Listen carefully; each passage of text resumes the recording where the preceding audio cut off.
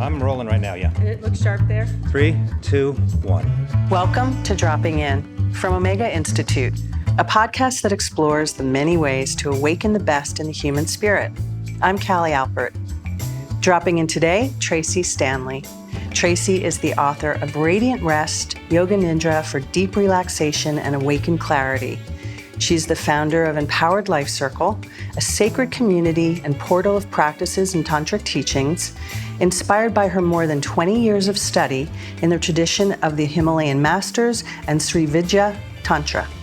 Tracee is devoted to sharing the wisdom of Yoga Nidra, meditation, self-inquiry, nature, ritual, and ancestor reverence. As host of the Radiant Rest podcast, she celebrates the rituals of rest, sacred dreaming, and self-care. First of all, Tracee, thank you for joining us today on Dropping In. It's so nice to see you. Thank you for having me. My pleasure. So sleep is something that most humans do at the end of their day, but I'm curious about the difference to you between sleep and rest. That's a great question. And I think we can also start by asking ourselves, how often do we sleep for 8 hours a night and still don't feel rested, right? And so rest to me is this place of non-doing. It's a place where there's the power of kind of inertia, even lethargy, that helps us to ground and to let go. And rest and sleep are not necessarily the same. Right. So the question really is, how do I become more restful in my daily life so that when it's time to go to sleep, I'm not so exhausted that I wake up unrested? Do you have a sense of why it is that it seems like it's often a badge of honor to be tired? I'm working so hard, I'm spending so much time with my family, as if there's something that people are earning by not sleeping or resting properly. It seems like that's pervasive in our culture. Do you agree? I absolutely agree. I think the dominant culture wants us to be productive, right? And if we're not productive, we're not valuable as human beings, right? So being able to do more and be more is celebrated. And if we look at someone who feels like they're doing less because they're resting or they're practicing self-care, it's a question of, oh, this person is lazy. So which would you rather have in society, the label of lazy or the label of, oh, I'm really valuable because I'm productive and look at all the things that I have accomplished? And when we accomplish without resting, then we become sick. Right? It creates dis-ease in the body and dis-ease in the mind. And I can't tell you how many retreats I've taught and workshops I've taught where people come in and say, I'm so bone tired. I feel the exhaustion and I feel like if I don't change something in my life, that I'm actually going to collapse. So this is very pervasive. It's something that needs to change. I feel like it is slowly changing. There's a lot of people talking about the value of rest. People like Tricia Hersey from the Nap Ministry, people like Octavia Rahim are talking about it. I've obviously written about it in my book, Radiant Rest. But I think rest is something that we are all worthy of, and it is something that we really need to reclaim. And we need to kind of stop the narrative that the more I do, the more I'm worth. Let's dig a little deeper into that. Where do you think that comes from? I know that's a really vast question, but the idea about self-worth being commensurate with robbing yourself of taking care of yourself. Well, I think we can probably trace it back to the invention of the light bulb, right? And the industrial age. And this time when prior to that, we were really in connection with our circadian rhythms. It's like the sun went down and it was time to finish working because there was not any light. And when the light bulb was invented, it extended the workday and it created this age of production, right? And the more production there was, all of a sudden there was more money, right? And so I think that over time, we've just become ingrained in this idea that we need to keep going. We don't listen to the cycles of nature. We don't even notice the cycles of nature because we're always working. And we have different technologies that allow us to keep pretending that it's actually daytime. And I think also the cell phone, the invention of the cell phone. I mean, I remember when I got my first cell phone in, I think it was like 1995, Like and I this had big. this huge thing that was like a brick. And at that time, it was like, if you didn't answer the phone, you had to be cognizant because it was so expensive. Like you didn't use the cell phone. And so now we are available and expected to be available 24 hours a day. I can't tell you how many people I know that sleep with their cell phone underneath their pillow, right? And so if you're available 24 hours a day, you are in this mode of vigilance. You're in this mode also of fight or flight because you're waiting for the ding, you're waiting for the phone to ring, you're waiting for that important email. And I think that this has just become a way of life that, the powers that be want us to be in that mode because they can continue to sell us things. They can continue to keep us in kind of the rat race of being productive and never resting. Because when we rest, we're actually in more connection with our inner guidance, our inner voice, our inner wisdom, what we really want to do from our heart space, and not from a place of this X, Y, and Z is telling me that this is what I should be doing in order to be valuable.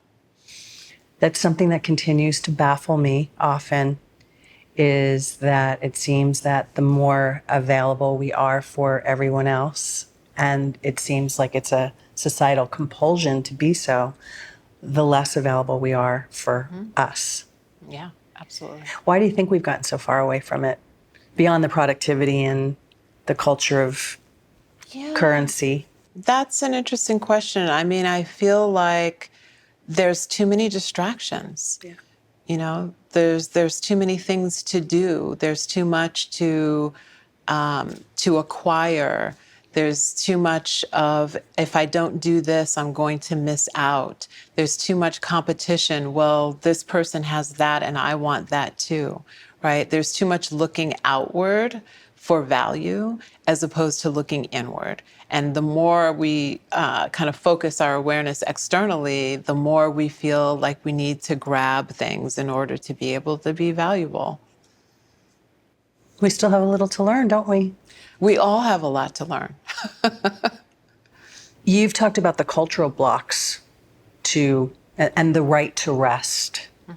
Not only is it pervasive overall that often people believe that they have to earn the right to rest, but that it's especially that there's cultural blocks that are more pervasive with women of color, for example, where it's construed as lazy if one takes rest. Can you speak to that a little bit? And what kind of education does society need to wake up, as it were, to that awareness? Well, I think it's always best to kind of start within oneself to notice what happens inside of my body when I think about the idea of resting. What resistance do I feel? What messages did I get as a child about the worth of rest and my deservability to have it? That's A. And then next is this idea that, Black people have been told for eons that they're lazy, right? And we have to think about the fact that people were brought to this country as forced labor and being enslaved. And so there is something, I would say, in my DNA as a Black woman that speaks to this idea that my ancestors could have lost their lives if they were caught resting, right? And so it's a two-sided coin. It's one that there's something in my DNA that I can viscerally feel that says it's not safe to rest, because if I'm caught resting, I could be harmed, right? And then there's the other piece of what happens in society today, which is basically, I don't want to be seen as lazy. So I'm not going to rest because I know that there is this trope out there of people of color being lazy, not working hard enough, living off some sort of a dime or government assistance, whatever that is an absolute lie and untruth, but that's what's out there. So I think being able to look within yourself first to see what biases are you holding around rest for your very own self and for your own family. Because the more you kind of have this inner oppressor, the more you are going to be judging others for resting, the more you are going to try to deny other people rest, right? And that is really dangerous, especially if someone is a leader, if someone is a CEO of a company, if someone is the head of government, because then you are projecting that out to everybody who is under your influence. And so that's what I would say is that start within, look at your biases within yourself, outside of yourself, and try to reframe if that's something that you really care about doing and being awake. To that point, is there anything that you would like to see society reframe in a larger way? Well, I think it's kind of happening. And I recognize that I live in a little bit of a bubble because many of the people that I know and that I associate with, we're all talking about rest all the time and how to bring rest to people. But I think that when companies and CEOs start to talk about the value of rest, when they start to create rest pods in their offices, when they start to give people the types of breaks that are needed to not only have a maternity leave or a paternity leave, but also to have a grief leave that actually is more than a day, or a rest, leave, that is what's going to begin to start to change and shift things. So when companies like Google start to do this, or, other big companies, and they're already starting, the head of Google has been talking about how he's, incorporated rest in his life, that's when it will start to trickle down. But I don't think it will happen fast enough unless all of us who understand the value of rest actually decide to say, okay, I know I'm not a teacher of yoga nidra, or I'm not a teacher of rest, but I can share how important rest is to one person in my life, to one beloved. And then I can allow myself to invite that person into resting with me and starting to normalize this idea of rest. And I think that shift is happening. I know, early on, people would say, wow, I can't believe you're so brave to have an automatic responder on your email that says, sorry, I'm resting. I'm not going to return your email or your phone call right now. And, after the pandemic, 3 years later, I see that responder coming, all the time back to me when I send an email out. So just little things like that, I think, can help to spread, oh, I can give myself permission to not answer emails for a weekend and let people know that I'm resting. That was the word that was coming to mind as I'm listening to you talk about that answer, is that just by virtue of having a conversation like this, and you being such an advocate and the work that you do, feels like it's granting a permission slip to a lot of people. I'm curious about how you came to caring about this topic so much. I know bits and pieces about your studies with sutras and your earlier spiritual life, but I'm curious if we go back even to you and your upbringing. Did you have models for rest or lack thereof that might have informed your interest in this topic? Yeah, that's a great question. So luckily, my dad, one of his favorite sayings was early to bed, early to rise, makes a man healthy, wealthy, and wise. I don't know, I don't even know if I could count the number of times I heard that growing up. And what I saw from his modeling was that when the sun went down, he was ready for bed. He was in bed at 9 o'clock with my mom. There was no late night anything happening. And so when he was going to bed, he was very strict. He was a disciplinarian. Everybody was going to bed. And of course, this is before, we had devices. And there was no TV after a certain time. It was time to sleep. And then in the morning, it was time to wake up. So in some regard, he was actually in tune with the circadian rhythm because he would wake up early. He would go to bed pretty much right after the sun was going down, maybe an hour or two after. And the value of what he talked about was that I saw that him being rested actually made him more productive and more clear and more creative, and that he would come up with innovative ideas for his business that other people would say, oh, you can't do that. Nobody's ever done that before. And he would just say, okay, watch me. And I never saw him be tired. I never saw him exhausted. I saw him working really hard, but I would say that he was working really smart, right? People will say, oh, you're working smart. That's how he worked. And it paid off for him in many different ways.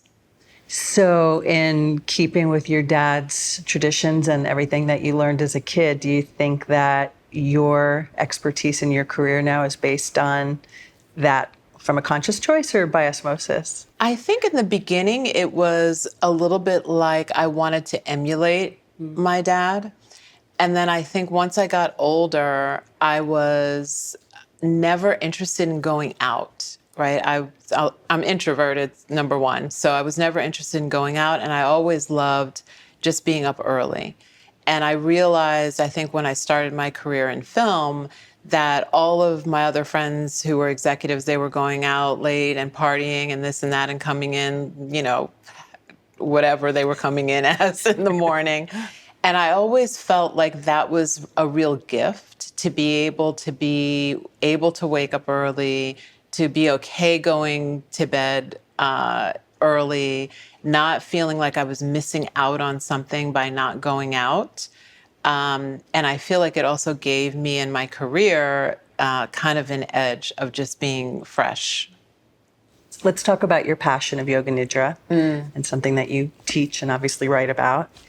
I think a lot of people, myself included, think of it as a deep meditative practice, guided meditative practice, but aren't aware of the depth of it being like, it's the yoga of sleep is the literal translation, right? Yes. I'd love to hear you talk a little bit more about that. I've heard some of your analogies about dissolving into the body and a tortoise that sort of reverts back into its shell, and those are such beautiful and poetic ways to look at it. I'd love to hear more about that. Yeah, so there's, the most common translation is the yoga of sleep. And nidra comes from two words, ni meaning void and dru meaning to draw forth from. So if we think about a void being both empty and full, it feels like there's some magic that is happening in this void. And so the void space is actually kind of the fourth state of consciousness. So when we're in or practicing Yoga Nidra as a technique, we are moving through the waking state, the deep sleep state, the dreaming state, and then moving into this other state that's known as Turiya, which is also considered to be a void space. And it's also considered to be samadhi, or a form of samadhi, which is said to be peace beyond words. And if we think about this idea of samadhi, samadhi is the final goal of yoga. So what I love about Yoga Nidra is that Yoga Nidra is actually the technique that leads to the state of yoga, the state of samadhi, the final goal of yoga. And yet Yoga Nidra is also a goddess who is said to be the one who has the Shakti of repose. And she's the one who is actually kind of like holding us and presiding over this beautiful technique of sleep and rest. So we can think about the idea of these states of consciousness being similar to our brainwave states, right? And that most of the time, if we're in delta or theta state, we're not super conscious, right? We're either in a deep meditation or we're in a deep, deep sleep. And the idea of Yoga Nidra is that there's a part of us that is always awake and aware. And so we can simultaneously be in this deep, deep sleep, and yet also aware that there's a part of us that is awake and watching the process happening. So a lot of times people will say that yoga nidra is sleep with a slight trace of awareness, but it also feels like a hovering in the liminal space. So if you've ever been in that space between being awake and being asleep, and it feels like this kind of sweet spot of, and I feel like we only really get to notice that space when we're falling asleep in a place where we're not supposed to be.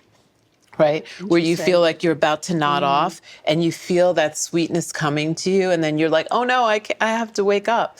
There's this ability that happens the more you practice yoga nidra to be able to hover in that space, to be able to hover in the liminal space, the in-between space. And I think that that is really powerful because normally we just either ignore that space or we don't get to savor that space because we have an alarm clock that wakes us up, or there's something fearful that comes up because that space is a void and that space is unknown. And we want to try to avoid most of the time the unknown. And so yoga nidra is a powerful practice to be able to kind of partner with the unknown and explore the unknown and explore that liminality and know that it's a sacred place to be able to rest. Do you do it daily? I do it once a day. And so do you guide yourself or do you use somebody else as a guide? I self-guide, yeah. I do have a few friends that I absolutely adore who have amazing nidras that I'll pop in every once in a while. So Yoli Maya Ye is someone who I really love. Chanti Takarante Perez is someone that I love. Uma Dinsmore Tooley, John Vossler. I have a few people that I keep on my phone that that I love. Brief question as a follow-up to the nature of the voice of a guide through yoga nidra, because it can sound to a newcomer a little. The first time I heard it, when I was guided through my first yoga nidra practice, there was a robotic, very calming, but very even and almost disorienting voice. It felt initially like an affect because I had no frame of reference. So can you speak, and now I see that that's a common part of, I guess, people that are trained. Is that an intentional thing, or is that, That's so interesting. So I would say that it depends on what tradition you were trained in. It probably depends on who trained you. I am familiar with people who have said, oh, there's this person who does this nidra and it's a robotic voice. And what I would say is two things. One is that we're all learning as we're learning to teach. And there are people who don't want to give any inflection or any kind of preference to any part of the body or any part of the direction, right? Because yoga nidra is this practice of non-doing, right? It's the practice where when we finally move into the deepest part of the practice, it's a place of no thought. So if I start to kind of give the sexy librarian version of the yoga nidra and I'm like, relax and feel, then all of a sudden it starts to try to evoke some emotion. And so, yoga nidra is this practice that is a pratyahara practice. So pratyahara is the fifth limb of yoga, which means to withdraw the senses. And so you spoke about the turtle a little while ago, right? And so this idea of pratyahara is like a tortoise withdrawing its limbs into the shell, right? That means that the senses, the five senses, we start to withdraw those senses inward. One of the other really beautiful definitions of pratyahara that comes from Swami Vedabharati is that it is the withdrawal of the senses so that we can re-assimilate into our true nature. So we don't want to do anything that is going to distract from reaching that or touching that or glimpsing that true nature. And so that's why I think a lot of times the voice can sound robotic to people. And I think that when you're practicing Yoga Nidra, or if you want to try Yoga Nidra, I highly recommend listening to a couple of voices and feeling into, oh, yeah, this is a voice that I can listen to. Because if you're constantly judging the voice or the voice is annoying you, you're not going to be able to deeply rest. I think the other thing about the voice is this idea of transmission, right? And so the more we practice and the more we remember our deepest practice that we've ever had as a teacher, and we remember our relationship with Yoga Nidra, the goddess, and then we teach from that place, I feel like that has a transmission that has a quality that helps to invite people and also invite the goddess herself to come and rest along with us while we're practicing. To the point about our truest essence, our inner being, self-inquiry is a big part of what you teach and advocate for. I'm curious where you are with your own self-inquiry practice. Is that an ongoing thing? Every day. Yeah? Every day. Yeah. What does it look like for you? You know, it looks like for me asking the question, what is the most important question that I want to or need to ask myself? And what is the question that I don't want to ask? And those are the questions that I sit with. Don't want to ask because that's where inner narrative, Yeah, where's the resistance? Where's resistance showing up? Where are the obstacles showing up? What is my soul's whisper asking for? I have a practice that I do daily called mind mapping. And one of the little bubbles in the mind map is looking at the obstacles. And then the other bubble, there's a few bubbles in the mind map, is what is the whisper of my soul saying right now? And so that leads to a lot of different kind of inquiry within the day. Do the answers differ that much day to day? Oh, yeah. Oh, yeah. Sometimes the obstacles stay the same and you're like, okay, I need to keep working on this. And sometimes you get surprised by what comes through. It's a really beautiful practice and it's a great way. It's just one of my rituals that I use to start the day. So you have been in deep writing world. You have a book that's coming out September 2023 with Shambhala Publications. It is, yeah. Would you like to share a little bit about it, what we can expect? Well, I would say that it is a continuation of practice and exploration of that liminal space. And, you know, Yoga Nidra, as well as yoga, of course, is all about finding the true self and touching the true self. So one of my favorite yoga sutras is Sutra 136, Vishoka Vajortishmati, that talks about this place within us, within each of us, that is effulgent, that is more brilliant than 1,000 suns. And it's a place that is beyond all sorrow. It's a place that's beyond all conditioning, that was there before we had a name. It will be there when we no longer have a body. And to me, that is why I practice yoga, because I want to know that place. Yoga Nidra is a beautiful practice to be able to know that place. And yet there are other practices that I feel help us to kind of unwind and dismantle some of our thinking and the way we beat ourselves up and the way that we hold on to things from the past. And so this book is really a book of a little bit of memoir, and at the same time, it's filled with practices that I have done and that I have taught over the last 25 years that help us to find that freedom, that help us to find that place within us that is really, truly who we are. And that's the book. Just that?